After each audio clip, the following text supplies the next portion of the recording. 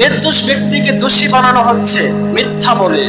এটা দুনিয়ার জমিনে সম্ভব, কিন্তু বিচার দিবসে কিয়ামতের মাঠে যখন রব্বুল আলামিন সমস্ত পাপিষ্ঠ ব্যক্তিদেরকে, সমস্ত মানুষকে একত্রিত করবেন, সেদিন এটা সম্ভব হবে না।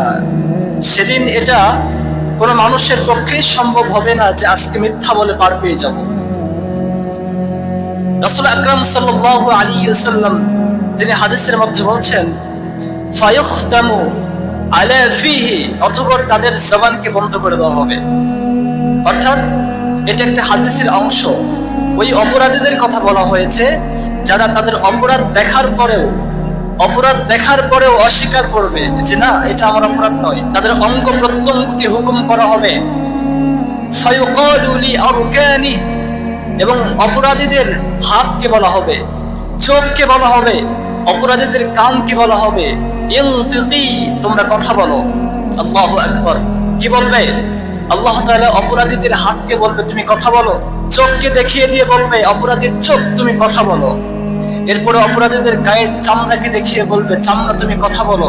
কিয়ামতের ময়দানে ঠিক তখন যখন অপরাধীদের বিরুদ্ধে সাক্ষী হয়ে দাঁড়াবে তার চামড়া, তার কান, তার চোখ, তার পা, তার হাত, তখন অপরাধী অবাক হয়ে যাবে। অপরাধী কি হয়ে যাবে? অবাক হয়ে যাবে।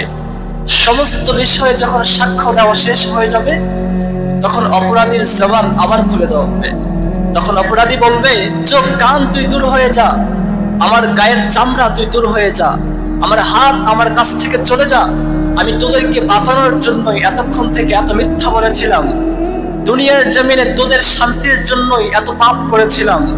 দুনিয়ার জমিনে তোদের আরামের জন্য, তোদেরকে ভালো রাখার জন্য আমি এত অন্যায়, ব্যভিচার করেছিলাম, অপরাধ করেছিলাম। কিন্তু আজকে তোরা আমার বিরুদ্ধে সাক্ষী দিয়ে রব্বুল আলামিনের কাছে আমাকে দোষী বানায় দিবি।